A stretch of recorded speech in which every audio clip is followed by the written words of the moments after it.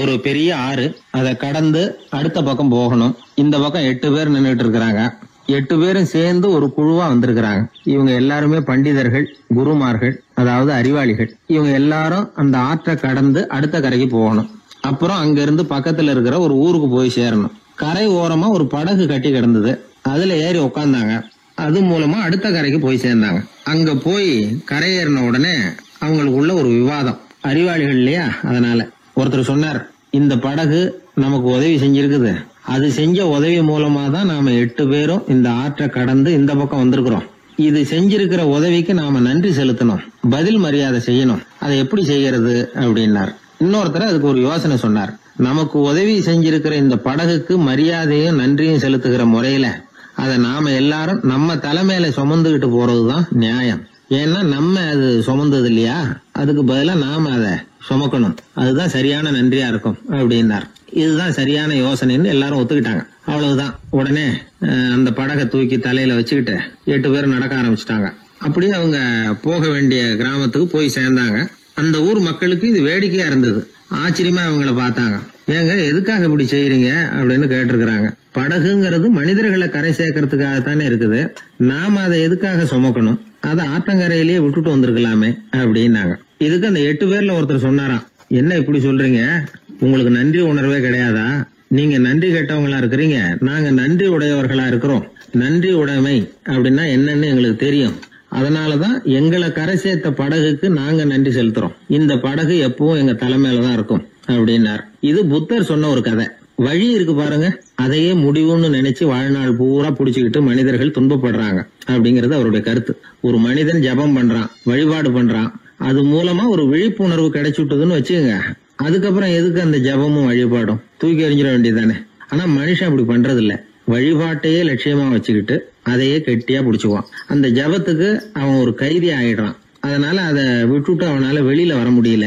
வழிபாடு மூலமா சாதிச்சுடலாம் அப்படின்னு நினைக்கிறது தப்பு அப்படிங்கிறார் ஓஷோ. ஜபம்ங்கிறது ஒரு முள். காலில் குத்துன முள்ளை எடுக்கிறதுக்கு இன்னொரு முள்ளை பயன்படுத்துறோம். முள்ளை எடுத்தாச்சு, அப்புறம் என்ன? 2 முள்ளையும் வீசி எறிஞ்சிட வேண்டியது தானே. 2 முள்ளுக்குமே இனிமே பிரயோஜனம் இல்ல. பழைய முள் இருந்த இடத்துல புதிய முள்ள குத்தி வச்சா வலிதான் தொடரும். அப்படி செய்யறவன் முட்டாள். ஆனா இப்படிப்பட்ட முட்டாள்களுக்கு உலகத்துல பஞ்சமே இல்லைங்கிறார் அவர். அதனால வழிபாடு, ஜபம் அப்படின்னு எல்லாம் சொல்றோமே, அதையெல்லாம் கூட விழிப்புணர்வோட பயன்படுத்தணும். நம்ம ஆள் ஒருத்தன், அவன் என்னன்னா காலில் ஒரு முள்ள தைச்சுக்கிட்டான். இன்னொரு முள்ளால அதை எடுத்துக்கிட்டு இருக்கிறான். ரொம்ப நேரமா முயற்சி பண்ணிட்டு இருந்தான். கடைசியா அப்பாடா எடுத்தாச்சு அப்படின்னு சொல்லிவிட்டு மறுபடியும் முள்ள எடுக்க ஆரம்பிச்சான். என்னப்பா இது, அதுதான் முள்ள எடுத்துட்டிய, அதுக்கப்புறம் என்னத்துக்கு முயற்சி பண்ணிட்டு இருக்கிறேன்னு கேட்டாங்க. இதுக்கு அவன் சொல்றான், ஏற்கனவே தச்சிருந்த முள்ளை எப்பவோ எடுத்துட்டேன். அதை எடுக்கிறதுக்காக உபயோகப்படுத்திக்கிட்டு இருந்தேனே இன்னொரு முள்ளு, அது இப்ப உள்ள மாட்டிக்கிட்டு இருக்குது. அதனாலதான் மறுபடியும் முதல்ல இருந்து ஆரம்பிக்கிறேன் அப்படின்னா. இப்படி வாழ்க்கையில முதல்ல இருந்து ஆரம்பிக்கிறவர்களும் அதிகம், முதல்லயே இருந்துகிட்டு இருக்கிறவங்களும் அதிகம். வாழ்க்கையில படிப்படியா முன்னேறணும், வாழ்க்கையை புரிஞ்சுக்கிட்டு முன்னேறணும். அதுக்கு இந்த பெரியவர்கள் சொல்லுகிற தத்துவத்தை எல்லாம் சரியா புரிஞ்சுக்கிட்டு அது பிரகாரம் நாம நடக்கணும். ஒரு பெரிய இடத்து பொண்ணு நிறைய படிச்சிருக்கிறா, பட்டங்கள் எல்லாம் வாங்கியிருக்கிறா, வேலைக்கு எதுக்கும் போகல, அதுக்கு அவசியமும் இல்லை. வசதியான குடும்பம். அந்த பொண்ணுக்கு பொழுதுபோக்கு என்ன தெரியுமா? பத்திரிகை படிக்கிறது, தொலைக்காட்சி பார்க்கறது, வானொலி கேட்கறது, இதுதான் பொழுதுபோக்கு. முக்கியமா அதுல வர்ற விளம்பரங்களை கவனிக்கிறது. சந்தைக்கு ஏதாவது புதுசா பொருள் வந்திருந்தா உடனே காரை எடுத்துட்டு போக வேண்டியது, அதை வாங்கிட்டு வந்துட வேண்டியது. ஒரு நாள் அது மாதிரி ஒரு விளம்பரம் கண்ணில் பட்டது. புதுமையான சமையல் செய்யக்கூடிய சாதனம் ஒன்று வந்திருக்கிறதாக செய்தி. உடனே அதை வாங்கணும்னு ஆசை. வழக்கம் போல அன்னைக்கு சாயந்தரமே காரை எடுத்துட்டு புறப்பட்டா. பார்த்தா விலை அதிகம்தான், இருந்தாலும் அதை பத்தியெல்லாம் கவலைப்படல. அதிக விலை கொடுத்து அந்த சமையல் இயந்திரத்தை வாங்கிட்டு வந்துட்டா. ஒரு பெரிய அழகான அட்டைப்பெட்டிக்குள்ள அது இருந்தது. துண்டு துண்டு பாகங்களா அதுக்குள்ள அடுக்கி வைக்கப்பட்டிருந்தது. அதை ஒன்னோட ஒண்ணு சேர்த்து முழு இயந்திரமா ஆக்கிய வேண்டியது நம்ம வேலை. அதெல்லாம் எப்படி ஒண்ணு சேர்க்கறது? அதுக்காக ஒரு கையேடு அது உள்ளே வச்சிருக்கிறாங்க. அந்த பொண்ணு வீட்டுக்கு வந்தா அட்டைப்பூட்டியை பிரிச்சா, ஒவ்வொரு துண்டு பாகத்தை எடுத்து வெளியில வச்சா, பக்கத்துல அந்த விவர புத்தகத்தை வச்சுக்கிட்டா. அது பிரகாரம் அந்த பாகங்களை இணைச்சு பார்த்தா சரியா வரல. மறுபடியும் எல்லாத்தையும் பிரிச்சு பரப்பி வச்சுட்டு ஆரம்பத்துல இருந்து வர்றா. அப்பவும் சரியா வரல. சரி, நேரம் அந்த கடைக்கு போய் அங்கிருந்தே ஒரு ஆளை அழைச்சிட்டு வந்துருவோம் அப்படின்னு சொல்லி காரை எடுத்துட்டு அவ புறப்பட்டா. கடையில இருந்து ஒரு ஆளை கையோட அழைச்சிட்டு வந்தா. 2 பேரும் வந்து சேர்ந்தாங்க. அங்க அவங்களுக்காக ஒரு ஆச்சரியம் காத்துக்கிட்டு இருக்கு வீட்டுல. என்ன ஆச்சுன்னா, அந்த சமையல் இயந்திரம் அழகா கோக்க போட்டு அங்க இருக்குது. அது மட்டும் இல்ல, அதுல சமையல் வேலையும் நடந்துகிட்டு இருக்குது. யார் அதை பண்ணது? அவளுக்கு ஆச்சரியம். சமையல் வேலை செய்கிற பணிப்பெண் அங்க வந்தா. வேலை செய்யறவோ, நான் தான் அதை செஞ்சேன்னா. அந்த பொண்ணுக்கு படிக்க தெரியாது, பள்ளிக்கூடத்துக்கே போனதில்லை, சமைக்க தெரியும், அவ்வளவுதான். படிப்பறிவு இல்லாத காரணத்தினால அந்த குறிப்பு புத்தகத்தையும் அவளால படிச்சிருக்க முடியாது. எப்படி இதை பொறுத்தனே அப்படின்னு ரொம்ப ஆச்சரியமா கேட்டாவோ, அந்த விவரம் தெரியாத பொண்ணு, பணி பொண்ணு சொல்றா, படிப்பறிவு இல்லாத போது மூளையை பயன்படுத்த வேண்டிய கட்டாயம் ஏற்படுது, வேற ஒண்ணும் இல்ல அப்படின்னாலாம். படிப்பு மூலமா அறிவை சேகரிச்சுக்கலாம், புத்திசாலித்தனத்தை சேகரிக்க முடியாது. தகவல் அறிவுங்கிறது ஞானம் ஆகாது அப்படின்னு சொல்லுவாங்க. அதுதான் இதுல முக்கியம். நம்மளும் ஒருத்தன் ரயில்ல பிரயாணம் பண்ணா, ராத்திரி பூரா பயணம், விடிஞ்சதும் பார்த்தா அவன் பொட்டியே காணல, யாரை திருடிட்டு போட்டாங்க. அதுக்காக அவன் கவலைப்படணும்ல, கவலைப்படல, சிரிச்சுக்கிட்டு இருக்கிறான். எதிரில் இருந்தவர் கேட்டார், ஏங்க பெட்டியை அவனோ எடுத்துட்டு போட்டானே, அதுக்காக கவலைப்படலையா நீங்க அப்படின்னார். நான் எதுக்காக கவலைப்படணும், அதோட சாவி என்கிட்ட தானே இருக்கு அப்படின்னு நானும். இவன் தந்தியை விட வேகமா போகக்கூடியது எது அப்படின்னு கேட்டார் ஒருத்தர். வதந்தின்னார் இன்னொருத்தர். அவர் அப்படி சொன்னதுல ஒன்னும் தப்பு இல்ல. வதந்தி வேகமா பரவறதுக்கு என்ன காரணம்? 1க்கு 2 மிகைப்படுத்தி சொல்ற மனுஷ சுபாவம் ஒரு காரணம், சொல்றத அப்படியே நம்புறது இன்னொரு காரணம். எப்பொருள் யார் யார் வாய் கேட்பினும் அப்பொருள் மெய்ப்பொருள் காண்பது அறிவு அப்படின்னாரு வள்ளுவர். யாரு எதை சொன்னாலும் அதை அப்படியே நம்ப கூடாது, அறிவு வேலை செய்யணும். அதுல எந்த அளவுக்கு உண்மை இருக்குது அப்படின்னு கண்டுபிடிக்கணும். முக்கியமான பொறுப்புல உள்ளவங்களுக்கு எல்லாம் இது ரொம்ப முக்கியமா தேவைப்படுகிற ஒரு தகுதி.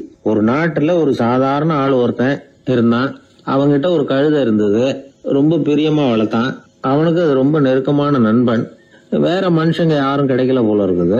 அந்த கழுதைக்கு கந்தர்வசேனன் அப்படின்னு பேர் வச்சான். அந்த பேரை சொல்லிதான் அவன் அதை கூப்பிடுறது வழக்கம். அவ்வளவு பிரியமா வளர்த்த அந்த கழுதை ஒரு நாள் திடீர்னு செத்து போச்சு. எப்படி இருக்கும் அவனுக்கு? ரொம்ப சங்கடப்பட்டான், சாப்பிட கூட பிடிக்கல. அவனுக்கு முகத்தை மூணு வச்சுக்கிட்டு அவன் பாட்டு உட்காந்துருக்கிறான். இந்த நேரம் பார்த்து அவனுக்கு வேண்டியப்பட்ட ஒருத்தன் அந்த பக்கமா வந்தான். அவனை பார்த்தான். ஏன்டா அப்படி உட்காந்துருக்கிற அப்படின்னு கேட்டான். கந்தர்வசேனை செத்து விட்டதா சொல்லி குலுங்கி அழ ஆரம்பிச்சுட்டான் இவன். கந்தர்வசேனன் யாருன்னு கேட்டான் இவன். அப்படி கேட்ட உடனே அவன் இன்னமும் சத்தம் போட்டு ஒவ்வொன்னு கத்த ஆரம்பிச்சுட்டான். துக்கம் அதிகமாயிட்டுது. அவன் அழற வேகத்தை பார்த்ததும், சரி கந்தர்வசேனன்கிறது முக்கியமான ஒரு பெரிய மனுஷன் போல இருக்கு அப்படின்னு இவன் முடிவு பண்ணிட்டான். நம்ம ஃப்ரெண்டோட துக்கத்தை நாமளும் பகிர்ந்துக்கணும்னு நினைச்சான். உடனே தலையை மொட்டை அடிச்சுக்கிட்டான், மீசை எடுத்துட்டான், கருப்பு உடை போட்டுக்கிட்டான்.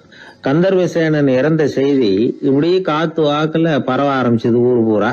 ஊர்ல உள்ளவங்க எல்லாம் இந்த செய்தியை கேட்டதும் அவங்களும் தலையை மொட்டை அடிச்சுக்கிட்டு கருப்பு துணி போட்டுக்க ஆரம்பிச்சுட்டாங்க. ஒரே நாள்ல நகரம் பூராவும் துக்கத்துல ஆழ்ந்து போச்சு. எங்க பார்த்தாலும் மொட்டை தலை, கருப்பு துணி. அந்த நாட்டு அமைச்சர் இதை பார்த்தார். ஜனங்கள்லாம் வருத்தமா இருக்கிறாங்களே அப்படின்னு நினைச்சு சில பேரை கூப்பிட்டு விசாரிச்சார், என்ன விஷயம் அப்படின்னு. கந்தர்வசேனன் செத்துட்டார், அதனாலதான் இப்படி துக்கம் அனுஷ்டிக்கிறோம் அப்படின்னாங்க. அவராவது கொஞ்சம் யோசனை பண்ணி பார்த்திருக்கலாம்ல. கந்தர்வசேனன்னு சொல்றீங்களே, யார் அது அப்படின்னு விசாரிக்கலாம்ல. விசாரிக்கல. மக்கள் துயரத்துல நாமளும் பங்கு எடுத்துக்கணும் அப்படின்னு தான் அவர் நினைச்சார். அவரும் உடனே மொட்டை அடிச்சுக்கிட்டு கருப்பு சட்டை போட்டு ஆரம்பிச்சுட்டார். அமைச்சர் இப்படி இருக்காருங்கிற செய்தி அரசருக்கு எட்டுச்சு. அவர் என்ன பண்ணாரு, அவரும் மொட்டை போட்டுக்கிட்டு தூக்கம் அனுஷ்டிக்க ஆரம்பிச்சுட்டார். அன்னைக்கு ராத்திரி ராஜா மொட்டை தலையோட அந்த புறத்துக்கு வர்றார், முகத்தை முன்னு வச்சுக்கிட்டு. ராணி பார்த்தாங்க. என்னங்க இது, என்ன விஷயம், உங்க துக்கத்துக்கு என்ன காரணம்னு கேட்டாங்க.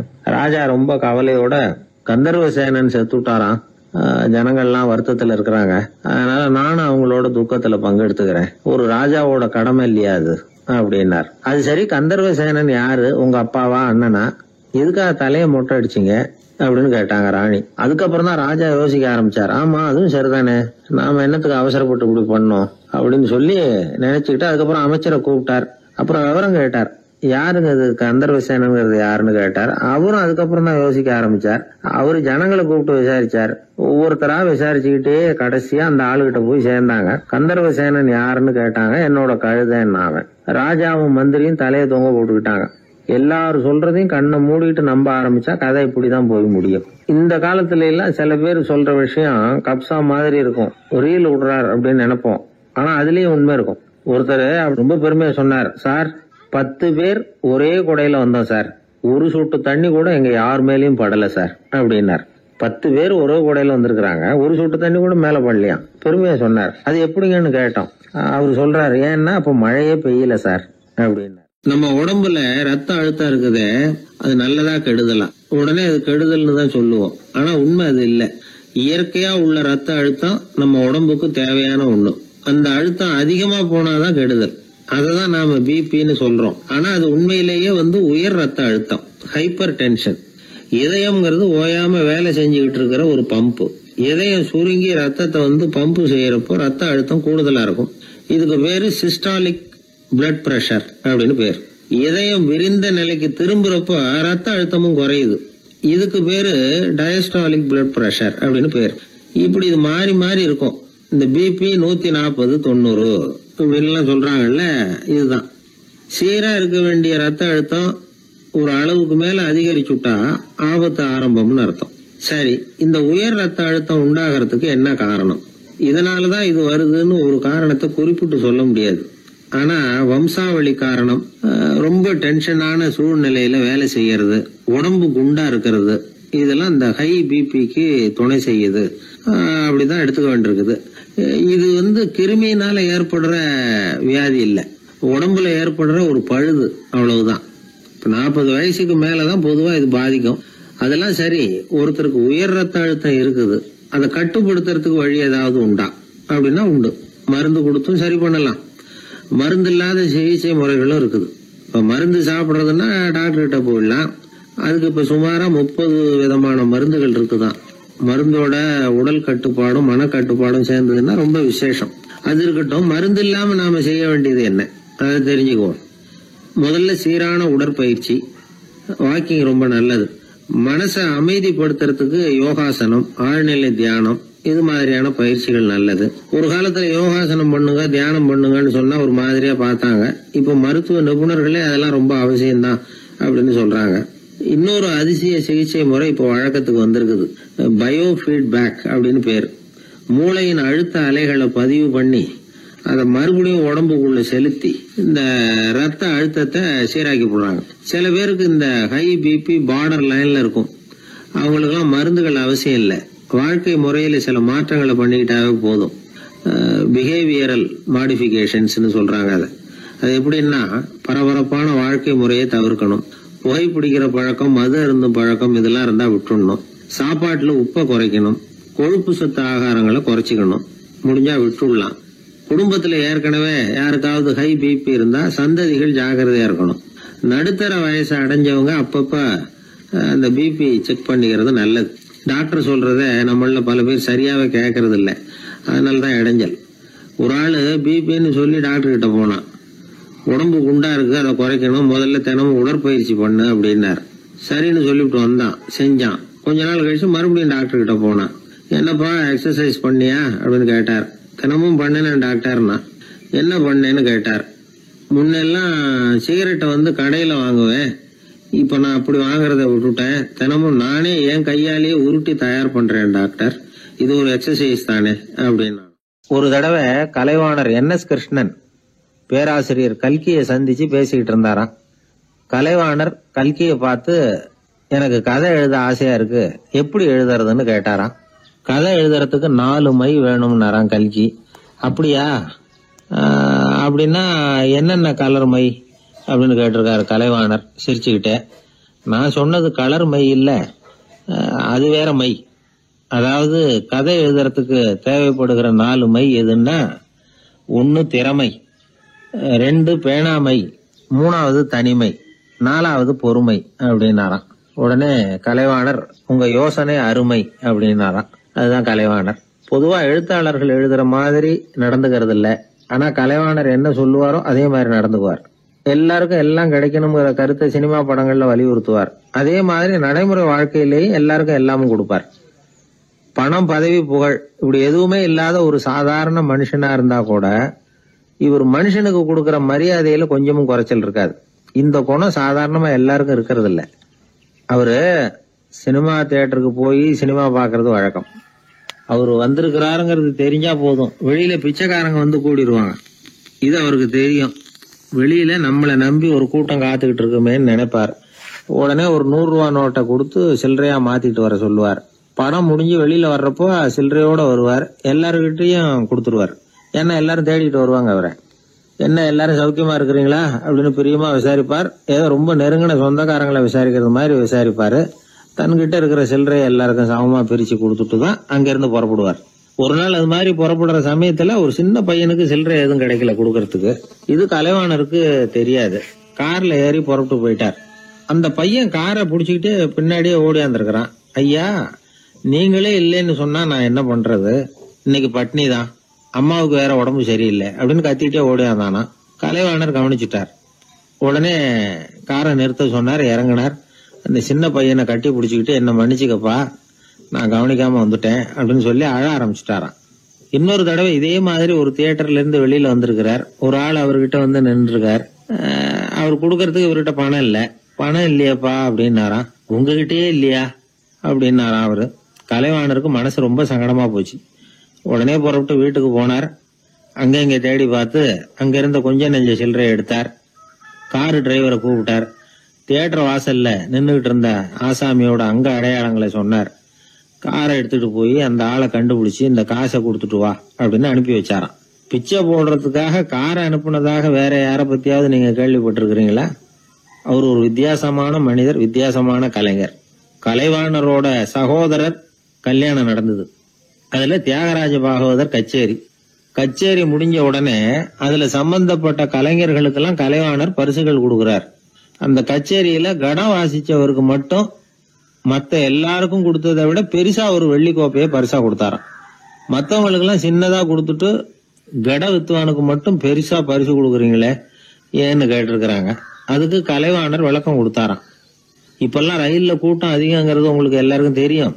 இந்த வித்வான் இவ்வளவு பெரிய மண்பானைய ரயில்ல ரொம்ப பத்திரமா உடையாம ரொம்ப தூரத்துல இருந்து கொண்டு வந்திருக்கிறாரே, அது என்ன சாமான்யமான காரியமா? அவரோட அந்த சாமர்த்தியத்தை பாராட்டுறதுக்காக தான் அவருக்கு இவ்வளவு பெரிய பரிசு அப்படின்னா. ஒரு மனிதன் கோபப்படும் பொழுது அவனை நல்லா கவனிச்சு பாருங்க. ஏதாவது ஒரு மிருகத்தின் சாயல் அவன் முகத்துல தெரியும். முகம் அழகா இருக்கிறது எப்போ? அவன் புன்னகையோட இருக்கிறப்பதான். கோபமா இருக்கிறப்ப முகம் அழகா இருக்காது. சார் கோபத்துல இருக்கார், இந்த கோபம் குறையறதுக்குள்ள ஒரு போட்டோ எடுத்துருங்க, அழகா இருக்கும் அப்படின்னு யாரும் சொல்றது இல்ல. போட்டோ எடுக்கிறவர் கூட எடுக்கிறதுக்கு முன்னாடி முகத்தை கொஞ்சம் சிரிச்ச மாதிரி வச்சுங்க சார் அப்படின்னு தான் சொல்லுவார். முகத்தை கொஞ்சம் கடுகடுப்பா வச்சுங்க சார், அப்பதான் நல்லா அமையும் அப்படின்னு நான் சொல்லுவாரு. ஒரு உண்மை என்ன தெரியுமா? கோபம் மனசையும் கெடுக்கும், உடம்பையும் கெடுக்கும். கோபப்படுகிறவர்களின் ஆயுள் காலம் குறைகிறது அப்படிங்கிறது விஞ்ஞான உண்மை. சிரிக்கிறவங்க ஆயுள் காலம் அதிகரிக்கிறது அப்படிங்கறதும் விஞ்ஞான உண்மை. கோபப்படுறவங்களை யாரும் விரும்புறதில்ல. கோபப்படுற அப்பா அம்மா கிட்ட பிள்ளைங்க நெருங்காது. கோபப்படுற அதிகாரிகள் கிட்ட ஊழியர்கள் நெருங்க மாட்டாங்க. கோபப்படுற வாத்தியார்கிட்ட பிள்ளைங்க நெருங்குறது இல்ல. அவன் எப்ப பார்த்தாலும் வள்ளு வள்ளுன்னு விழுவான். அதனால எப்போ அவன் பக்கத்திலேயே இருக்கணும்னு ஆசைப்படுறேன் அப்படின்னு ஒருத்தன் சொன்னா அவனை இவன் வேடிக்கை பார்க்க ஆரம்பிச்சுட்டான் அப்படின்னு அர்த்தம். சரி, இந்த கோபம் எதனால வருது? இயலாமையினாலதான் வருதான். இப்ப நீங்க நினைக்கிறத நிறைவேற்றக்கூடிய சாமர்த்தியம் உங்ககிட்ட இல்லைங்கிறப்போ அது கோபமா வெளிப்படுது, அவ்வளவுதான். திறமை உள்ளவன் கோபப்பட வேண்டிய அவசியமே இல்லை. ஒரு உண்மையான கவிஞன் கிட்ட போய் ஒரு கவிதை எழுதி கொடுங்க அப்படின்னு சொன்னா அவன் உடனே எரிச்சல் அடையக்கூடாது. எரிச்சல் வந்தா அது அவனுடைய இயலாமையை காட்டுது. சிற்பி சிலை செதுக்கிறதுக்கு கோபப்படக்கூடாது. ஒரு அதிகாரி சொன்னார், நீங்க சொல்றதெல்லாம் சார் தான் சார், இருந்தாலும் கோவப்படலைன்னா வேலை நடக்காது சார், அதனாலதான் தினமும் ஆபீஸ்ல கத்திட்டு கிடக்குறேன் அப்படின்னார். ஆனா உண்மை என்ன தெரியுமா? கத்துறதுனால கத்துறதுதான் நடக்குமே தவிர காரியம் நடக்காது. வேலை நடக்கிறது மாதிரி ஒரு பாவனை நடக்கும், அவ்வளவுதான்.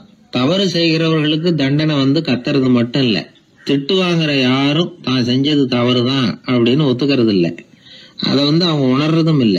அப்படி இருக்கிறப்போ திட்டுறதுனால என்ன பிரயோஜனம்? திட்டுறதன் நோக்கம் என்ன? திட்டு வாங்குறவங்க திருந்தணும்ங்கிறது தானே. நோக்கம் நிறைவேறாதுன்னா எதுக்காக கத்தணும்? திட்டுறது மூலமாவே ஒருத்தனை திருத்த முடியும்னா திருடுறவனை எல்லாம் கூப்பிட்டு கொஞ்ச நேரம் திட்டி போயிட்டு வாப்பா, இனிமே நீ திருந்திவிட்ட அப்படின்னு சொல்லி வச்சுள்ளாமே. இதுல நாம முக்கியமா புரிஞ்சுக்க வேண்டியது என்னன்னா, கோபம்ங்கிறது நாம அடுத்தவங்களுக்கு கொடுக்கிற தண்டனை இல்ல, அது நமக்கு நாமே கொடுத்துக்கிற ஒரு தண்டனை. அடுத்தவங்களை திருத்துறதாக நினைச்சுக்கிட்டு நம்ம நாமே கெடுத்துக்கிற ஒரு முயற்சி.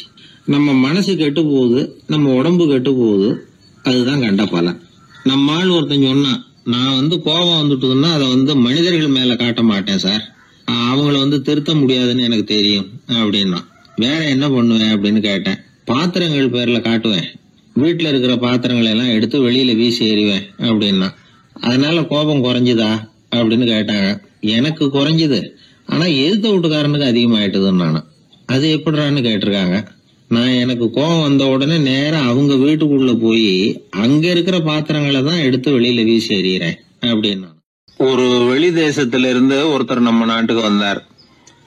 இங்க ஒருத்தர் அவரை அன்பா கூப்பிட்டு உபசரிச்சார். ஒரு ஆரஞ்சு பழத்தை அவர்கிட்ட கொடுத்தார். கொடுத்து சாப்பிட சொன்னார். அவர் அதை வாங்கினார். அதை அப்படியும் அப்படியும் புரட்டி பார்த்தார். அவருக்கு ஒன்னும் புரியல. ஏன்னா அவர் தேசத்துல அது இல்ல போல இருக்கு. என்ன செய்யறதுன்னு அவருக்கு ஒன்னும் புரியல. அப்படியே கடிச்சு பார்த்தார். கசப்பா இருந்தது. தூக்கி எறிஞ்சுட்டார். அதை ஏன் தூக்கி எறிஞ்சுட்டீங்கன்னு கேட்டாரு இவர். கசக்குது, அதை எப்படி சாப்பிடுறது அப்படின்னாரு அவரு. அது அப்படி சாப்பிடக்கூடாது, மேல உள்ள தோலை எடுத்து எரிஞ்சுடணும், இனிப்பான பகுதி உள்ள இருக்குது அப்படின்னு விவரம் சொன்னார் இவர். இப்படி சொன்னவர் ஒரு யோகி. வாழ்வின் வெளிப்பக்கத்திலேயே இருந்துகிட்டு இருந்தா கசப்பான பிரச்சனைகளையே சந்திக்க வேண்டியிருக்கும். உள்பக்கத்துக்கு போகணும், அப்பதான் அங்க இருக்கிற இனிப்பை உணர முடியும் அப்படிங்கிறார் அந்த யோகி. நாமெல்லாம் 2 வகையான வாழ்க்கை வாழறோமா. மேலோட்டமான வெளிப்படையா உள்ள வாழ்வுங்கிறது ஒண்ணு, உள்ளார்ந்த வாழ்வுங்கிறது ஒண்ணு. வாழ்வின் வெளிப்புறம் பிரச்சனைகளும் சவால்களும் நிறைஞ்சது, உள்புறம் அமைதியா இருக்கிறது. இந்த உள்பக்கத்துலதான் மகிழ்ச்சியான வாழ்வுக்கு தேவையான புதையல் இருக்குதான். யாரு கண்டா அந்த புதையல? ஆழ்நிலை தியானம் எல்லாம் பண்றாங்கல்ல, அது எதுக்காக? அந்த புதையலை கண்டுபிடிக்கிறதுக்கு தான். நாம் அந்த உள்பக்கத்துக்கு போய் அங்க உள்ள ஊக்க சக்தியையும் புத்திசாலித்தனத்தையும் பொறுக்கி எடுத்துக்கிட்டு அன்றாட வாழ்க்கையில அதையெல்லாம் உபயோகப்படுத்தணும். மனசு ஒரு குரங்கு மாதிரி அலையுதுங்கிறோம், அதை கட்டுப்படுத்த முடியலங்கிறோம். மனசு அலையிறது உண்மைதான். தேனி எதுக்காக அலையுது? தேனுக்காக அலையுது.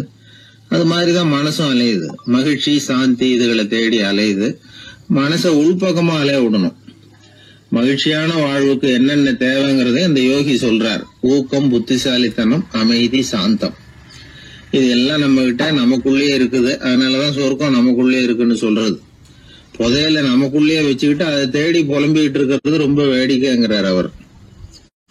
இதெல்லாம் கேட்கறப்போ உங்கள பல பேருக்கு கோபம் கூட வரலாம். என்ன சார் இது, இன்று ஒரு தகவல்ல ஏதாவது உபயோகமா சொல்லுவீங்கன்னு பார்த்தா இன்னமும் தத்துவம் எல்லாம் பேசிக்கிட்டு இருக்கிறீங்களேன்னு நினைக்கலாம் நீங்க. இதுவும் உபயோகமான விஷயம்தான்.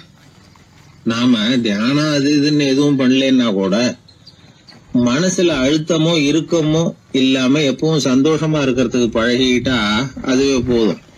ஏன்னா மன இறுக்கத்தினாலேயே ஏகப்பட்ட நோய்கள் வருதான். பெருவாரியான உடம்பு கோளாறுகளுக்கு வாழ்க்கையின் விரக்தியாலேயும் தோல்விகளாலேயும் ஏற்படுற மன இறுக்கம்தான் காரணம்ங்கிறது மருத்துவ ஆராய்ச்சி முடிவு. நான் இறுக்கம் இல்லாம இருக்கிறதுக்கு தான் பிரியப்படுறேன், இந்த சமூகம் அதுக்கு இடம் கொடுக்கலையே, என்ன பண்றது அப்படிங்கிறது சில பேரோட கேள்வி. இந்த சமூகத்தை சரி செய்ய வேண்டியது நாம தான், நம்மளை சரி பண்ணிக்க வேண்டியது நாம தான். நான் சரியா இருக்கிறேன், சமூகம் சரியில்லைன்னு அத ஒதுக்கி பிரயோஜனம் இல்லை.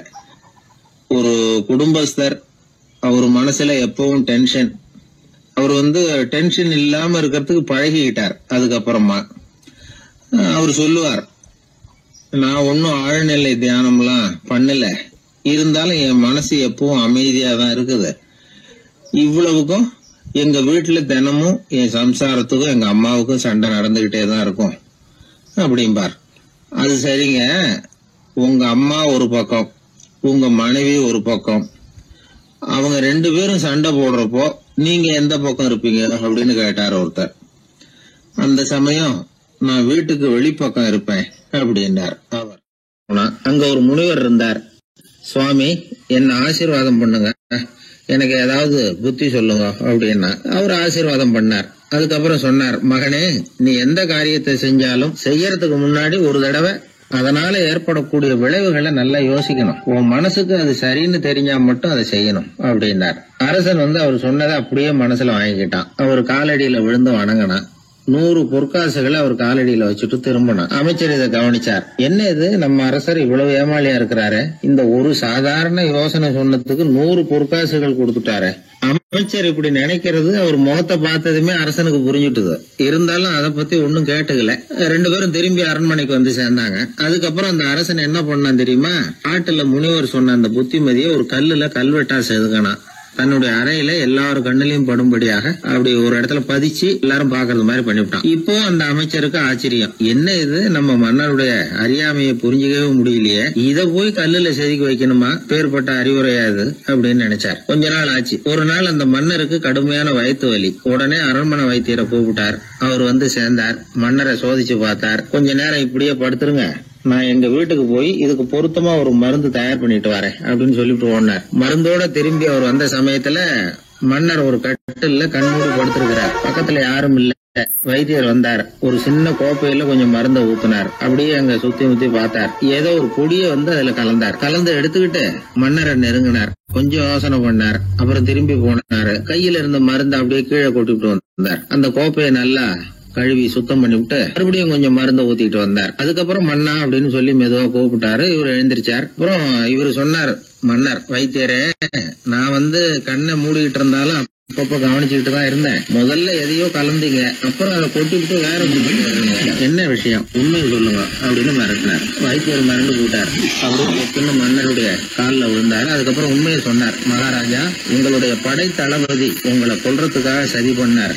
விஷம் கலந்து கொடுக்கும்படியாக சொன்னார். வெகுமதி நிறைய தர்றேன்னார். நானும் சரின்னு சொல்லிவிட்டு இங்க வந்தேன்.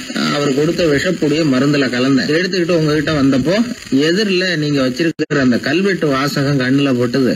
எந்த காரியத்தை செஞ்சாலும் அதோட விளைவுகளை பத்தி யோசிக்க சொல்லிச்சு அந்த வாசகம். யோசனை பண்ணுனேன், என் உயிருக்கே ஆபத்துங்கிறத புரிஞ்சுக்கிட்டேன். உடனே திரும்பி போய் அதை கொட்டி கழுவி விட்டு வேற நல்ல மருந்தா ஊத்திக்கிட்டு வர்றேன் அப்படின்னார். இப்ப அந்த மன்னர் அமைச்சரை கூப்பிட்டார். பாத்தீங்களா, இந்த புத்திமதிய அன்னைக்கு நீங்க அலட்சியமா நினைச்சீங்க, இன்னைக்கு அதுதான் என் உயிரை காப்பாத்தி இருக்குது அப்படின்னார். அமைச்சர் தலையை குனிஞ்சுக்கிட்டாராம். அதனால பெரியவர்கள் நமக்கு சொல்ற புத்திமதி சாதாரணமா தான் தெரியும். அதுக்காக நாம வந்து அதை அலட்சியம் பண்ணிடக்கூடாது. இந்த காலத்துல ஒருத்தன் ஒரு சாமியார் கிட்ட போனா ஒரு 1000 ரூபாய அவர் காலடியில வச்சுட்டு திரும்பி வந்தான். எதுக்கு அதுன்னு கேட்டேன். இன்னைக்கு நான் இந்த அளவுக்கு நல்லபடியா இருக்கிறதுக்கு அவர் தான் காரணம். ஏற்கனவே ஒரு தடவை இவர்கிட்ட வந்து புத்தி சொல்லுங்கன்னு கேட்டேன், மாட்டேன்னு விட்டார். அன்னைக்கு அவர் ஏதாவது எனக்கு புத்தி சொல்லி நான் அது பிரகாரம் நடந்திருந்தேன்னா இன்னைக்கு நான் வீணா போயிருப்பேன்.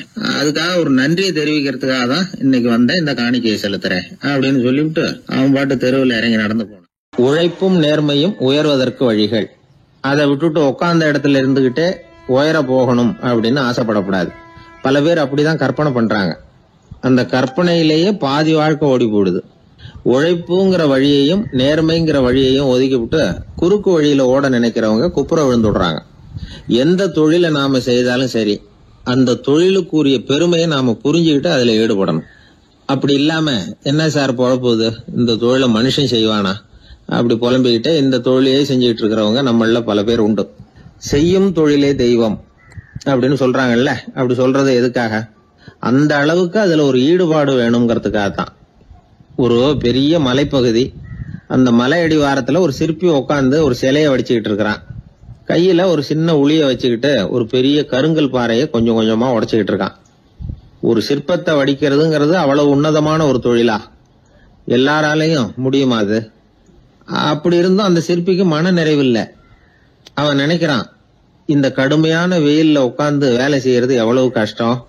நாம ஒரு சிற்பியா இருக்கிறதுனால தானே சூரியன் கடுமையான வெப்ப கதிர்களை நம்ம மேல வீசுறான். நாமளே அந்த சூரியனா இருந்துட்டா இந்த கஷ்டம் இருக்காதே. நம்மளை கஷ்டப்படுத்துறவன் நம்மளை விட வலிமை உள்ளவன். அதனால நாம அவனா மாறி விடுறதுதான் நல்லது அப்படின்னு அந்த சிற்பி யோசனை பண்ணான். அவன் எண்ணம் உடனே நிறைவேறிட்டுது. இயற்கைங்கிற மாபெரும் சக்தி அவனை ஒரு சூரியனா மாத்தி விட்டுது. சிற்பி இப்போ ஒரு சூரியனா மாறினான்.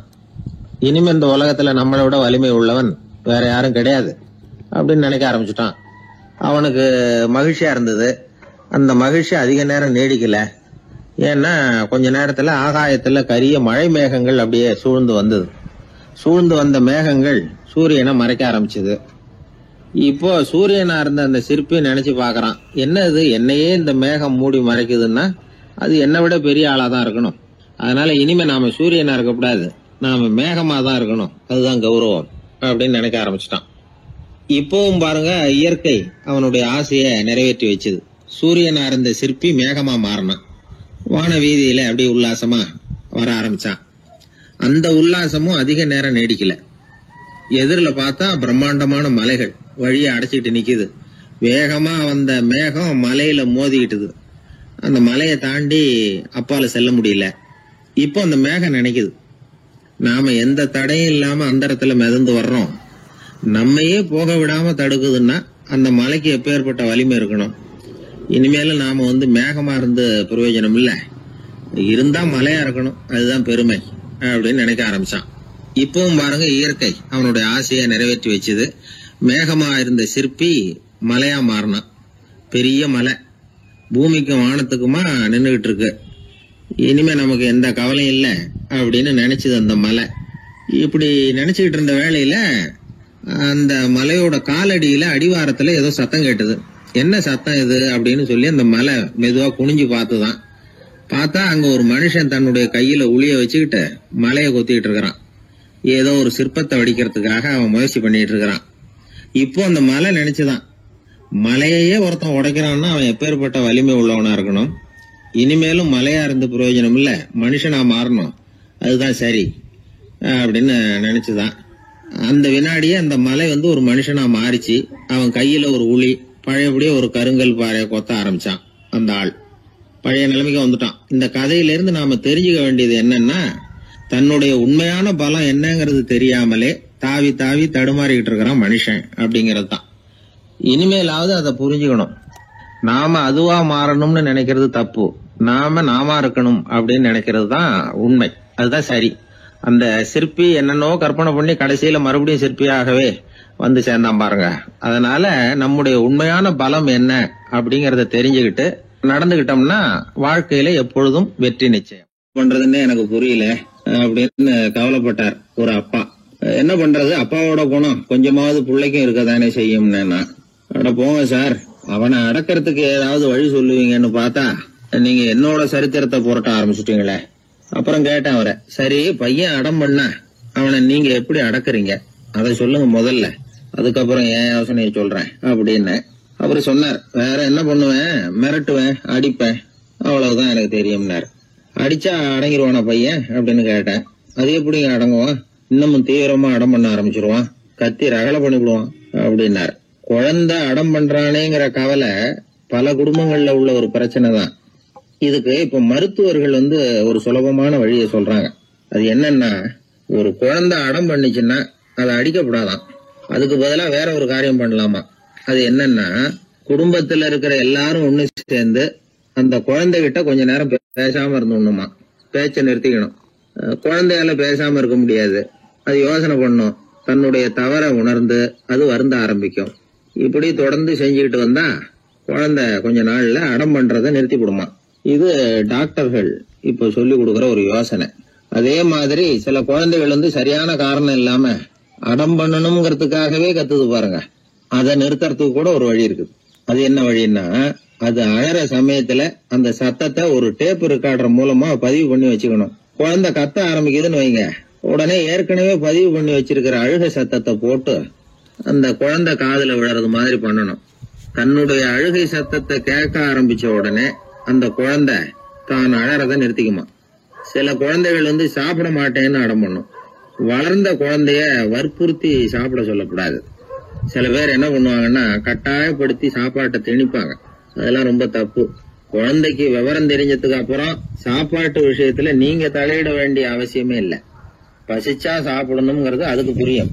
அது தானாவே சுதந்திரமா எடுத்து போட்டு சாப்பிடுறதுக்கு அனுமதிக்கணும். நீங்க போய் அதுகிட்ட நின்றுட்டு சாப்பிடு சாப்பிடு அப்படின்னு வற்புறுத்திக்கிட்டு இருக்க கூடாது. நீங்க அதை வற்புறுத்தாம இருந்தா அது உங்களை வித்தியாசமா பார்க்க ஆரம்பிக்கும். உண்மையிலேயே பசி இருந்ததுன்னா தனக்கு எவ்வளவு தேவையோ அவ்வளவு எடுத்து போட்டுக்கிட்டு அந்த குழந்தை சாப்பிட்டுக்கும், எந்த பிரச்சனையும் இருக்காது. ஆக இது மாதிரியான சில நுட்பங்களை நாம மனசுல வச்சுக்கணும். அப்படி வச்சுக்கிட்டோம்னா வீட்டுல குழந்தைகளால எந்த பிரச்சனையும் இருக்காது. இந்த காலத்து பையன் ஒருத்தன், அவன் ரொம்ப கவலையோட வந்தான். என்னப்பா விஷயம்னு விசாரிச்சேன். எங்க அப்பா என்கிட்ட 1 மாசம் உன் கூட பேச மாட்டேன் போ அப்படின்னு சபதம் போட்டுட்டாருன்னா, அதுக்காகவா இப்படி கவலைப்படுறேன்னு கேட்டேன். இல்லைங்க, அந்த 1 மாச கெடு இன்னையோட முடியுது, அதுக்காக கவலைப்படுறேன் அப்படின்னா. ஒரு பெரிய சிந்தனையாளர் இருந்தார். அவர் ரஷ்யாவில் இருந்தார். நிறைய புத்தகங்கள் எழுதியிருக்கிறார். அவர் பேரு ஓஸ்பென்ஸ்கி. உலகின் மிகச்சிறந்த 3 புத்தகங்கள்ல ஒண்ணு இவர் எழுதியிருக்கிறார் அப்படின்னு கூட சொல்றது உண்டு. அப்பேற்பட்ட எழுத்தாளர். அந்த காலத்துல குருஜீஃப் அப்படின்னு சொல்லி ஒரு பெரியவர் இருந்தார். ரொம்ப எளிமையான வாழ்க்கை வாழ்ந்துகிட்டு இருந்தவர். இவரை தேடி அந்த எழுத்தாளர் வந்தார். ஐயா, உங்ககிட்ட சில கேள்விகள் கேட்டு விளக்கம் பெறலாம்னு வந்திருக்கிறேன்னார். உடனே அந்த பெரியவர் என்ன செஞ்சாரு தெரியுமா? ஒரு வெற்று காகிதத்தை எடுத்தார், அவர்கிட்ட கொடுத்தார். இந்தாங்க, இதை வச்சுக்கங்க, நாம 2 பேரும் பேசுறதுக்கு முந்தி நீங்க ஒரு காரியம் பண்ணணும்னார். என்ன செய்யணும் சொல்லுங்கன்னார் அவரு. இந்த காகிதத்துல உங்களுக்கு தெரிஞ்சதெல்லாம் என்ன, தெரியாததெல்லாம் என்ன அப்படிங்கிற பட்டியலை எழுதிட்டு வாங்க. அதுக்கு பிறகு உங்களுக்கு தெரியாத விஷயங்களை பத்தி நாம 2 பேரும் உரையாடலாம். ஏன்னா உங்களுக்கு தெரிஞ்சதை பத்தி நாம பேசி பிரயோஜனம் இல்லை, தெரியாததை பத்தி பேசினாதான் உங்களுக்கு அது உபயோகமா இருக்கும் அப்படின்னார். இவர் இப்படி சொன்னது அந்த எழுத்தாளருக்கு கொஞ்சம் தர்ம சங்கடமா இருந்தது. நாம எப்பேற்பட்ட சிந்தனையாளர், நம்மள போய் இவர் இப்படி எழுத சொல்றாரு அப்படின்னு நினைச்சாரு. இருந்தாலும் அந்த பெரியவர் பேர்ல இவருக்கு ரொம்ப மரியாதை. அதனால அவர் கொடுத்த காகிதத்தை வாங்கிட்டு தனியா ஒரு இடத்துல போய் உட்கார்ந்தார். யோசிக்க ஆரம்பிச்சார். முதல்ல யோசிச்சார், கடவுளை எனக்கு தெரியுமா அப்படின்னு. கடவுளை பற்றித்தான் எனக்கு தெரியுமே தவிர கடவுளை தெரியாதுங்கிறது புரிஞ்சுது. அதனால தனக்கு தெரிந்த ஒரு விஷயம் கடவுள் அப்படின்னு அவரால் குறிப்பிட முடியல. அடுத்தபடியா ஆத்மாவை பத்தி சிந்திச்சார். ஆத்மாவை பற்றித்தான் நமக்கு தெரியுமே தவிர ஆத்மா நமக்கு தெரிஞ்ச விஷயமா இருக்கல அப்படிங்கறது புரிஞ்சுது. அதனால ஆத்மாவையும் தெரிஞ்ச பட்டியல்ல சேர்க்க முடியல. இப்படி ஒவ்வொன்னா அவர் யோசிக்க யோசிக்க எதுவுமே நமக்கு தெரியலங்கிறது அவருக்கு தெளிவாச்சு. நேரா எழுந்திரிச்சு அந்த பெரியவர்கிட்ட போனார். ஐயா, உங்களை சந்திக்கிற வரைக்கும் எவ்வளவோ விஷயங்கள் எனக்கு தெரிஞ்சிருக்கிறதாக நினைச்சேன். ஆனா உங்ககிட்ட நிறைய கேள்விகள் கேட்கணுங்கிற ஆர்வத்தோட தான் வந்தேன். ஆனா நீங்க கேட்ட ஒரு கேள்விக்கு விடை காண முயன்ற போது எனக்கு எதுவுமே தெரியலங்கிறத புரிஞ்சுக்கிட்டேன் அப்படின்னார். அப்படின்னா உலக புகழ்பெற்ற இவ்வளவு புத்தகங்களை உங்களால எப்படி எழுத முடிஞ்சதுன்னு கேட்டார். இவர் சொன்னார், ஐயா, இப்பதான் எனக்கு புரியுது. எனக்கு தெளிவில்லாத பல விஷயங்களையும் நான் எழுதியிருக்கிறேன். அவையெல்லாம் வெற்றும் வார்த்தை குவியல்கள்ங்கிறத நான் இப்ப உணர்றேன். வார்த்தைகளே அறிவு அப்படிங்கிற மயக்கத்திலிருந்து இப்ப நான் விடுபட்டுட்டேன். அறிவுத்துறையில நான் ஒரு பூஜ்யம்ங்கிறது புரிஞ்சு போச்சு அப்படின்னார். இப்ப பெரியவர் சொன்னார், இப்பதான் உங்களுக்கு உண்மையான அறிவு ஏற்பட ஆரம்பிச்சிருக்குது. எப்போ ஒரு மனிதன் தன்னுடைய அறியாமையை உணர ஆரம்பிக்கிறானோ அப்போதுதான் அறிவின் தொடக்கத்துல அடி எடுத்து வைக்கிறான் அப்படின்னார். அதுக்கு பிறகு என்னாச்சு தெரியுமா? இந்த எழுத்தாளர், சிந்தனையாளர் ஓஸ்பென்ஸ்கி புஸ்தகம் எதுவுமே எழுதலையாம், அதோட விட்டாராம். நம்முடைய அறியாமை நமக்கு புரிய ஆரம்பிச்சுட்டதுன்னா நமக்கு அறிவு வளர ஆரம்பிச்சுட்டதுன்னு அர்த்தம். அது நமக்கு புரியறது இல்லை, அதுதான் சிக்கல். ஒரு நண்பர் சொன்னார், சார், நான் எப்போ வீட்டை பூட்டி விட்டு வெளியூர் போனாலும் திருடன் பூட்டை உடைச்சு விடுறான். அதனால இப்ப புத்திசாலித்தனமா ஒரு காரியம் பண்ணிவிட்டு உங்க ஊருக்கு வந்திருக்கிறேன்னார். என்ன செஞ்சிருக்கிறீங்கன்னு கேட்டேன். வீட்டை பூட்டாமலே வந்துட்டேன் அப்படின்னார். உபயோகமா இருக்கு அப்படின்னார். உடனே பார்வை இல்லாத அந்த பெரியவர் சொன்னாரு, வெளிச்சம்னு ஒண்ணு உண்மையிலேயே இருக்குதா அப்படின்னு கேட்டாராம். உண்மையிலேயே வெளிச்சம் இருக்குங்க அப்படின்னு சொல்லியிருக்கிறாங்க, அதை நான் நம்ப மாட்டேன் அப்படின்னாரா அவரு. சூரியன் இருக்கு, சந்திரன் இருக்கு, நட்சத்திரம் இருக்கு அப்படின்னு சொல்லி பார்த்துருக்குறாங்க, அதையெல்லாம் ஒத்துக்கிறேன். ஆனா அதையெல்லாம் என்ன கொஞ்சம் தொட்டு பார்க்க விடுங்களேன் அப்படின்னாராம். அதையெல்லாம் தொட்டு அறிய முடியாது அப்படின்னு சொல்லியிருக்கிறாங்க. அப்படின்னா முகர்ந்து அறியறேன், மோந்து பாக்குறேன். மோர்ந்து பார்க்க விடுங்க, ஏதாவது வாசனை வருதான்னு பாக்குறேன் அப்படின்னு இருக்கார். அதுவும் முடியாதேன்னாங்களாம். பெரியவர் யோசனை பண்ணிருக்கிறார். சரி, பரவாயில்ல, முரசு அடிக்கிறது மாதிரி அடிச்சு பார்க்கவாவது ஏற்பாடு பண்ணி கொடுங்க, அதை அடிச்சு பார்த்து அதோட சத்தத்தை உணர்ந்துக்கிறேன் அப்படின்னாராம். அதாவது ஒளியின் ஒலியை, வெளிச்சத்தின் சத்தத்தை புரிஞ்சுக்கிறேன் அப்படின்னு சொல்லியிருக்கிறார். அதுக்கும் சாத்தியம் இல்லைன்னு சொல்லியிருக்கிறாங்க. சரி, அதுவும் முடியலன்னா அந்த வெளிச்சத்துல கொஞ்சம் எடுத்து என் கையில கொடுங்க, வாயில போட்டு சாப்பிட்டு பாக்குறேன் ருசி எப்படி இருக்குன்னு அப்படின்னு சொல்லி பார்த்திருக்காரு. எந்த வகையிலயும் அவரை அதை ஒத்துக்க வைக்க முடியல. சுத்தி இருந்தவங்க எல்லாம் குழம்பி போயிட்டாங்க. என்னங்க, நாங்க சொல்றத நீங்க நம்பலையா அப்படின்னு கேட்டிருக்காங்க. என்னுடைய 4 புலன்களுக்கும் புலப்படாத ஒண்ண நான் மாயை அப்படிங்கிறேன். நீங்க என்ன அவமானப்படுத்துறதுக்காக இப்படி சொல்றீங்கன்னு நினைக்கிறேன். ஏதோ உங்களுக்கு எல்லாம் பார்வைன்னு ஒண்ணு இருக்கிறதாகவும் அது எனக்கு இல்லைங்கிறதாகவும் சொல்லி என்ன நீங்க அவமதிக்கிறீங்க அப்படின்னார். தர்க்க சாஸ்திரத்துல மேதையான அந்த பெரியவர். சுத்தி இருந்தவங்க பார்த்தாங்க, வெளிச்சம் இருக்குங்கிறத இவர் நம்பணும், இவரை நம்ப வைக்கணும் அப்படின்னா அது புத்தரால தான் முடியும் அப்படின்னாராம் ஒருத்தர். சரி அவர்கிட்டயே போவோம் அப்படின்னு சொல்லி எல்லாரும் அவர்கிட்ட போய் சேர்ந்தாங்க. விவரத்தை சொன்னாங்க. புத்தர் சிரிச்சாராம். எப்படிப்பட்டதுன்னு நான் நினைக்கிறேனோ, அதாவது உண்மை, அப்படித்தான் அவரும் நினைக்கிறார். எதையும் அனுபவபூர்வமா உணர்ந்தாதான் நம்ப முடியும். ஒளிய அனுபவித்து அறியாத வரையில அது இருக்கிறதா இல்லையா அப்படிங்கிற கேள்விக்கு இடம் கிடையாது. அதனால அவரு அதை நம்பாததும் சரிதான் அப்படின்னு சொன்னாராம் புத்தர். அதுக்கப்புறம் சொல்லியிருக்கார், உங்களை குணப்படுத்தி புள்ளா, உங்களுக்கு தேவை ஞானி கிடையாது, உங்களுக்கு தேவை மருத்துவர் அப்படின்னாரா. ஒரு டாக்டர் கிட்ட அழைச்சிட்டு போயிருக்கிறாங்க. பார்வை கிடைச்சிட்டுது. வெளிச்சத்தை கண்டதும் அவர் மகிழ்ச்சி அடைஞ்சார். புத்தரை வணங்கினார். நான் வாதம் பண்ணேன், நீங்க எதிர்வாதம் பண்ணல, என்னுடைய பிரச்சனை மருத்துவரால் தான் தீரும் அப்படின்னு சொல்லி எனக்கு பார்வை கிடைக்க செஞ்சீங்க அப்படின்னாராம். மனித குலத்துல ரொம்ப அதிகமானவர்கள் நிலைமை இப்படித்தான். கண்ணை மூடிக்கிட்டு அதை சரின்னு ஒருத்தர் வலியுறுத்தி சொல்லிட்டு இருந்தா அவருக்கு உதவுறது அப்படிங்கிறது முடியாத காரியம். இந்த காலத்துல சில பேர் கண்களை திறந்துகிட்டே சில காரியங்கள் பண்ணுவாங்க. அது தப்புன்னு அவங்களுக்கு பின்னாடிதான் புரியும். ஒருத்தர் தன்னுடைய வலது காலில் கட்டு போட்டுக்கிட்டு அப்படி வந்தார். என்ன ஆச்சுன்னு விசாரிச்சாங்க. எங்க வீட்டு கண்ணாடி ஜன்னல்களை வெளிப்பக்கமா இருந்து சுத்தப்படுத்திக்கிட்டு இருந்தேன், சரியா தொடச்சிக்கிட்டு இருக்கோமா அப்படின்னு கொஞ்சம் பின்னாடி தள்ளி நின்னு பார்த்தேன் அப்படின்னார். அதுக்கும் உங்க கால் உடைஞ்சதுக்கும் என்ன சம்பந்தம்னு கேட்டாங்க. நான் குடியிருந்தது 4வது மாடியாச்சே அப்படின்னாராம். ஊர்ல ஒரு மன்னர் இருந்தார். அவரு பக்கத்து தேசத்து மேல படையெடுக்கணும்னு நினைச்சுக்கிட்டு இருந்தார். அதையும் தன்னுடைய நாட்டோட சேர்த்துக்கணுங்கிற ஆசை. எப்போ படையெடுக்கலாம்னு யோசிச்சுக்கிட்டு இருந்தார். இப்படி யோசிச்சுக்கிட்டு இருந்த சமயத்துல ஒரு பெரியவர் அவரை தேடிட்டு வந்தார். அவர் அடிக்கடி வருவார், அவர்கிட்ட பேசிக்கிட்டு இருப்பார். இப்போ அப்படித்தான் வந்தார். என்ன மன்னா யோசனைன்னாரு. இவர் தன்னுடைய யோசனையை சொன்னார். இந்த சமயத்துல மன்னருக்கு தாகம் எடுத்தது, தண்ணி குடிக்கணும் போல இருந்தது. உடனே அங்க இருந்த ஒரு அரண்மனை பணியாளரை கூப்பிட்டார். போய் கொஞ்சம் தண்ணி கொண்டு வாப்பா அப்படின்னார். அந்த பணியாளர் போனார். ஒரு கோலையில தண்ணி கொண்டு வந்தார். ராஜா கிட்ட நீட்டினார்.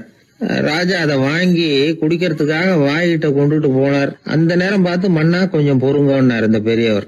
ஆவலோட குடிக்க போன மன்னர் அப்படியே நிறுத்திக்கிட்டு பெரியவரை பார்த்தார். இப்ப அந்த பெரியவர் சொன்னார், மன்னா இப்ப உங்களை விட வலிமை உள்ள ஒரு சக்தி உங்களுக்கு தண்ணி கொடுக்க மறுத்துடுதுன்னு வைங்க, உங்களை குடிக்க விடாம தடுத்துடுது அப்படின்னா, இப்ப இந்த ஒரு கோவள தண்ணீரை என்ன விலை கொடுத்து வாங்குவீங்க அப்படின்னு கேட்டார். இப்போ எனக்கு இருக்கிற தாகத்துக்கு என்னுடைய அரசாங்கத்துல பாதியையாவது கொடுத்து இந்த தண்ணியை வாங்கறதுக்கு தயங்க மாட்டேன்னார் அவர். சரி இப்ப அந்த தண்ணியை குடிங்கன்னார் பெரியவர். மன்னர் ஆவலோட அந்த தண்ணியை குடிச்சு முடிச்சார். அதுக்கப்புறம் கொஞ்ச நேரம் தன்னுடைய படையெடுப்பு பத்தி சொல்லிட்டு இருந்தார். கொஞ்ச நேரம் கழிச்சு மறுபடியும் இந்த பெரியவர் கேட்டார், மன்னா இப்போ நீங்க ஒரு கோவள தண்ணீரை குடிச்சு முடிச்சிட்டீங்க. இப்ப அந்த தண்ணீர் உங்க உடம்ப விட்டு வெளியில வரக்கூடிய பாதை அடப்பட்டு போச்சு அப்படின்னு வச்சுங்க, அதை வெளியேற்றுவதற்காக நீங்க எவ்வளவு செலவழிப்பீங்க அப்படின்னு கேட்டார். மன்னர் யோசனை பண்ணார். அப்படி ஒரு நிலைமை ஏற்பட்டு போச்சுன்னா என்னுடைய அரசாங்கம் பூராவையும் அதுக்கு ஈடா தர்றதுக்கு கூட தயங்க மாட்டேன்னார். இப்ப அந்த பெரியவர் சொன்னார், எந்த அரசாங்கத்தின் மதிப்பு ஒரு கோவள தண்ணீர் அளவுக்கு கூட இல்லையோ அந்த அரசாங்கத்தை அடையணுங்கிற பேராசையில மனிதர்கள் தங்களுடைய சகோதரர்கள் கூடவே சண்டை போட்டுக்கிறாங்களே, அதுல ஏதாவது அர்த்தம் இருக்குதா அப்படின்னாராம். மன்னருக்கு இப்பதான் அர்த்தம் புரிஞ்சுதான். மனசுல தெளிவு உண்டாச்சு. தன் மனசுக்குள்ள உண்டான வெறிய விரட்டி அடிச்சு விட்டார். அதுக்கப்புறம் நிம்மதியா ஆட்சி புரிஞ்சார். இப்படி ஒரு கதை. உயிருக்கு என்ன விலை கொஞ்சம் யோசனை பண்ணி பாருங்க. ஆனா அது இப்ப எவ்வளவு மலிவா போயிட்டுது, அதையும் யோசனை பண்ணி பாருங்களேன். ஆசை பேராசையா மாறுது, அப்புறம் அது வெறியா ஆகுது, அதுக்கப்புறம் பைத்தியம் முடியுது. இந்த காலத்து மனிதர்களுக்கு 2 விதமான பைத்தியம் பிடிச்சிருக்கிறதாக ஒரு பெரியவர் சொல்றார். ஒன்னு பணம், இன்னொன்னு அதிகாரம். இதெல்லாம் எவ்வளவு காலத்துக்கு நீடிக்கும்? ஒரு சர்வாதிகார நாட்டுல 3 பேர் ஜெயில இருட்டு அறையில பேசிக்கிட்டு இருக்கிறாங்க. நீ எப்படி இந்த ஜெயிலுக்கு வந்த அப்படின்னு ஒருத்தர் கேட்டாராம். இந்த நாட்டு ராஜாவை ஆதரிச்சு நான் பிரச்சாரம் பண்ணினேன், அதனால கூட்டத்துல தகராறு வந்துட்டுது, கலவரமா போச்சு, அதுக்கு நான் தான் காரணம்னு அரெஸ்ட் பண்ணி இங்க கொண்டாந்து போட்டாங்க அப்படின்னாராம் அவரு. சரி நீ எப்படி இங்க வந்த அப்படின்னு இன்னொருத்தரை பார்த்து கேட்டிருக்காரு. நான் இந்த நாட்டு ராஜாவை எதிர்த்து பிரச்சாரம் பண்ணேன், அதனால கலவரம், அரெஸ்ட் பண்ணி கொண்டாந்து போட்டாங்கன்னார். சரிப்பா நீ எப்படி எங்க வந்த அப்படின்னு 3வது ஆளை பார்த்து இவங்க கேட்டாங்களாம். இதுக்கு அந்த ஆள் மெதுவா வெளிச்சத்துக்கு நான் தான் இந்த நாட்டு ராஜா அப்படின்னா. சில பேருக்கு தொட்டதெல்லாம் வெற்றியா முடியும், சில பேருக்கு தொட்டதெல்லாம் தோல்வியா முடியும். இதுல உள்ள ரகசியம் என்ன? அதை தெரிஞ்சுக்கணும்னா இந்த கதையை கேளுங்க. ஜப்பான்ல ஒரு பெரிய வீரர் இருந்தார். அவர் பேரு நொபுனாகா. அவர்கிட்ட இருந்த படை வீரர்கள் கொஞ்சம் பேர் தான். சிறிய படை பலத்தை வச்சுக்கிட்டு பெரிய பெரிய படைகளை எல்லாம் முறியடிச்சிருக்கிறார். அவர் அவ்வளவு சாமர்த்தியம் உள்ளவர். ஒரு தடவை எதிரி மீது படையெடுத்து போயிருக்கிறார். அப்போ அவருடைய படை வீரர்களுக்கும் தளபதிக்கும் ஒரு சந்தேகம் வந்துட்டுது. இந்த போர்ல நாம வெற்றி பெற முடியுமா அப்படிங்கிற சந்தேகம் இருந்தாலும் இதை எப்படி தலைவர்கிட்ட தெரிவிக்கிறது? ரொம்ப யோசனை பண்ணாங்க. கடைசியா கொஞ்சம் துணிச்சலை வரவழைச்சுக்கிட்டு மெதுவா கேட்டுட்டாங்க. அவரு பார்த்தார், சரி அதை நாம முடிவு செய்ய வேணாம். புத்த விகாரத்துக்கு போயிட்டு வருவோம், பூவா தலையா போட்டு பாத்துருவோம், என்ன வருதோ அது பிரகாரம் செயல்படுவோம். என்ன சொல்றீங்க? ஏன்னா போருக்கு செல்லும் பொழுது முழு மனசோட போகணும், ஊசலாட்டம் இருக்கக்கூடாது அப்படின்னார். தளபதியும் படை வீரர்களும் சரின்னு ஒத்துக்கிட்டாங்க. உடனே அவங்க எல்லாரும் அங்க பக்கத்துல இருந்த கோயிலுக்கு போனாங்களாம். தலைவர் உள்ள போனார். எல்லாரும் ஆவலோட வெளியில காத்துக்கிட்டு இருக்கிறாங்க. ரொம்ப நேரத்துக்கு அப்புறம் அவர் வெளியில வந்தார். தளபதி, துணை தளபதிகள் எல்லாரையும் கிட்டத்துல கூப்பிட்டார். அவங்க முன்னிலையில ஒரு தங்க காசை எடுத்தார். இத பாருங்க, இப்ப பூவா தலையா போட்டு பாத்துருவோம். பூ வந்தா தோத்துருவோம், தலை வந்தா ஜெயிச்சிருவோம். அதனால பூ விழுந்தா போர் வேணாம், அதை தவிர்த்துருவோம். தலை விழுந்ததுன்னா போருக்கு போவோம். விதி இப்போ நம்ம கையில தான் இருக்கு. இங்க என்ன தீர்ப்பு கிடைக்குதோ அது பிரகாரம் நடப்போம் அப்படின்னு சொல்லிவிட்டு தங்க காசு சுண்டி போட்டார். அது அப்படியே சுழன்று மேல போய் கணீர்னு தரையில வந்து விழுந்தது. எல்லாரும் ஆவலோடு அதை குனிஞ்சி பாக்குறாங்க. தலை விழுந்திருக்குது. ஒரே மகிழ்ச்சி, ஆரவாரம். அதுக்கப்புறம் அவங்களுக்கு சந்தேகம் வரவே இல்லை. அப்படியே உறுதியான ஒரு முடிவோட போருக்கு போனாங்க. வெற்றியோட திரும்பி வந்தாங்க. வெற்றி விழா நடக்குது. தளபதி பேசுறார். இந்த வெற்றியை காசுதான் முடிவு பண்ணிச்சு, அதனால விதியை வெல்ல யாரால முடியும் அப்படின்னார். சொல்லிவிட்டு உட்கார்ந்தார். அப்போ அந்த தலைவர் தன்கிட்ட இருந்த அந்த தங்க காசை எடுத்து ரகசியமா தளபதி கிட்ட கொடுத்தாராம். தளபதி அதை வாங்கி பாக்குறாரு. அந்த நாணயத்துல 2 பக்கமும் தலை தான் இருக்குது. இதுல இருந்து என்ன தெரியுதுன்னா, வெற்றியின் ரகசியம் என்னன்னா மன உறுதி தான். எதை செஞ்சாலும் மனக்குழப்பம் இருக்கக்கூடாது. எண்ணி துணிக கருமம், இது வள்ளுவர் வாக்கு. பரீட்சை ரிசல்ட் வர்ற சமயம் ஒரு பையன் ஒரு காசை சுண்டி போட்டு தலையா பூவா பாத்துக்கிட்டு இருந்தான். என்னப்பா பாஸா ஃபெயிலா பாக்குறியா அப்படின்னு கேட்டாங்க. பரீட்சை ரிசல்ட்டை பொறுத்த வரைக்கும் எனக்கு சந்தேகம் இல்லை சார் அப்படின்னா. அப்புறம் எதுக்கு இது அப்படின்னு கேட்டாங்க. ரிசல்ட் வந்த பிறகு எங்க அப்பா என்ன திட்டுறதோட விட்டுருவாரா இல்ல அடிப்பாரா அப்படிங்கறத தெரிஞ்சுக்கிறதுக்காக இது அப்படின்னு. ஒரே ஒரு ஊர்ல ஒரு ராஜா இருந்தார். அவரு ஒரு வித்தியாசமான ராஜா. எந்த வகையில வித்தியாசமானவர்னு கேட்டா, மக்கள் கிட்ட வரி வசூல் பண்றதுல கொஞ்சம் வித்தியாசமானவர். மற்ற மன்னர்கள் மாதிரி ஒரு நேரடியா வரி வசூல் பண்றது இல்ல, கொஞ்சம் மறைமுகமா அதை பண்ணுவார். அது எப்படின்னா, ஒவ்வொரு குடிமக்களுக்கும் மாசம் ஒரு மரக்கால் நெல்லு மக்கள் கொடுக்கறது இல்ல, ராஜா மக்களுக்கு கொடுப்பார். ஒரு மரக்கால் நெல்ல, அதாவது அரண்மனையில இருந்து ஒவ்வொரு வீட்டுக்கும் நெல் வந்து சேர்ந்துரும். அந்த ஒரு மரக்கால் நெல்லை இவங்க வாங்கிக்கிட்டு அதுக்கு பதிலா ஒரு மரக்கால் அரிசியை ராஜாவுக்கு திருப்பி கொடுக்கணும். இதுதான் அந்த ஊர் வழக்கம். ராஜா வந்து ஜனங்களுக்கு நெல்லை கொடுத்துட்டு அதுக்கு பதிலா அதே அளவு அரிசியா திருப்பி வாங்கிக்குவார். இதை தவிர வரி ஏதும் வசூல் பண்றது இல்ல. இப்படி ஒரு ராஜா. இது மேம்போக்கா பாக்குறதுக்கு ஏதோ சாதாரணமா தெரிஞ்சாலும் குடிமக்கள் ரொம்பவும் கஷ்டப்பட்டாங்க. ராஜா கொடுக்கற நெல்லையும் அரிசியாக்கணும், அதோட இன்னும் ஒரு பாதி அரிசியை அவங்க சேர்த்தும் கொடுத்தாகணும். மக்கள் வந்து ராஜாவை திட்ட ஆரம்பிச்சுட்டாங்க. இந்த ராஜா எப்ப சாவார் அப்படின்னு எதிர்பார்க்க ஆரம்பிச்சுட்டாங்க. ஏன்னா ரொம்ப கஷ்டப்படுத்துறாரு அப்படின்னு. பல பேர் அந்த ஊர்ல வீட்டை காலி பண்ணிவிட்டு வெளி தேசத்துக்கு போயிட்டாங்க. இங்க காலம் தள்ளுறது ரொம்ப கஷ்டம்னு. மக்கள் எதிர்பார்த்தது மாதிரியே நடந்தது. அந்த மன்னன் நோய் வந்து படுத்த படுக்கை ஆயிட்டான். ராஜா அப்படி சாக கிடக்குறாருன்னு தெரிஞ்சும் மக்கள் யாருமே வந்து பாக்கல. எப்படி பாப்பாங்க? அவர் தான் எப்ப போவாருன்னு பாத்துக்கிட்டு இருக்கிறாங்களே. என்னை ஏன் யாருமே வந்து பார்க்க மாட்டேங்கிறாங்க நம்ம குடிமக்கள்ல அப்படின்னு மந்திரி கிட்ட கேட்டார் ராஜா. நம்ம ஊர்ல மக்கள் எங்க இருக்காங்க பாக்குறதுக்குன்னாரு அவரு. ஏன் என்னாச்சு அவங்களுக்குன்னு கேட்டார். அமைச்சர் அப்பதான் அரசனுக்கு அவன் பண்ணின தவறை வந்து சுட்டி காட்டினார். மக்களுக்கு இழைத்த கொடுமையை எடுத்து சொல்லி புரிய வச்சார். அதுக்கப்புறம் தான் மன்னருக்கு ஞானோதயம் வந்தது. செய்த பாவங்களை எண்ணி வருத்தப்பட்டான். மெதுவா அமைச்சர் பக்கம் திரும்பி, எங்க என் புள்ளன்னு கேட்டான். அவர் எங்கேயாவது ஊர் சுத்திக்கிட்டு இருப்பார், சூதாட்ட விடுதிகள்ல கிடப்பார் அப்படின்னாரு அமைச்சர். அவன் எங்க இருந்தாலும் உடனே அழைச்சிட்டு வாங்கன்னு உத்தரவு போட்டார் ராஜா. அடுத்த நாளே இளவரசனை கொண்டாந்து நிறுத்தினாங்க. தந்தையே என்ன செய்யணும்னா சொல்லுங்க அப்படின்னு கேட்டான் இளவரசன். அவர் சொன்னார், மகனே, மக்களுக்கு வந்து நான் பொல்லாதவன் ஆயிட்டேன், அவங்க எல்லாம் என்ன நல்லவன்னு சொல்லணும். அப்படி அவங்கள சொல்ல வைக்க வேண்டியது உன்னோட பொறுப்புன்னார். தந்தையே, நீங்க வந்து கவலைப்படாதீங்க, உங்களை ரொம்ப ரொம்ப நல்லவர்னு மக்கள் சொல்லும்படியாக நான் செய்யறேன் அப்படின்னா பையன். அதுக்கப்புறம் கொஞ்ச நாள்ல பையன் பட்டத்துக்கு வந்தான். அவன் என்ன பண்ணான், வரி வசூல் பண்ற முறையில ஒரு மாற்றத்தை உண்டு பண்ணான்.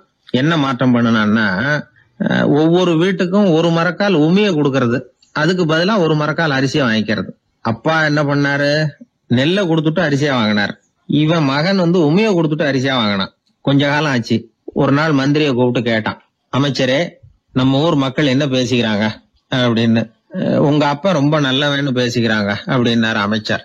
எப்படி இருக்கு பாருங்க, இவன் பண்ற கொடுமையில அப்பன்காரன் ரொம்ப நல்லவன் ஆயிட்டான். அதாவது இளவரசனை விட பழைய மன்னரே ரொம்ப நல்லவர், ரொம்ப பாதி கஷ்டம் தான் இது முழு கஷ்டம்ங்கிறது மாதிரி ஆயிட்டுது. எப்படியோ அப்பாவுக்கு கொடுத்த வாக்க புள்ள காப்பாத்தி விட்டான். அதாவது மன்னர் ரொம்ப நல்லவர்னு சொல்ல வைக்கிறேன்னு தானே சொன்னான், அதே மாதிரி சொல்ல வச்சுட்டான். இந்த காலத்துல இது மாதிரி அப்பாவுக்கு உதவுற பிள்ளைகள் உண்டு. ஒரு பிள்ளையாண்டான்னு சொன்னான், நான் எங்க அப்பாவுக்கு ரொம்ப ரொம்ப உதவியா இருக்கிறேன் அப்படின்னா. அப்படியா, உங்க அப்பாவுக்கு ரொம்ப உதவியா இருக்கிறியா அப்படின்னா, உங்க அப்பா என்ன செஞ்சுட்டு இருக்காருன்னு கேட்டேன். சும்மாதான் இருக்கிறார் அப்படின்னா அவன். சும்மா இருக்கிறதுக்கு இவன் உதவியா இருக்கிறானா? இப்படி இருக்கிறாங்க. அதாவது நல்லவன் அப்படின்னு பேர் வாங்குறது ரொம்ப கஷ்டம். அதை எந்த வகையில வாங்கணும்னு முடிவு பண்றதுதான் முக்கியம். அதனால வாழ்க்கையில நாம மன்னரா இருந்தாலும் சரி, சாதாரண மக்களா இருந்தாலும் சரி,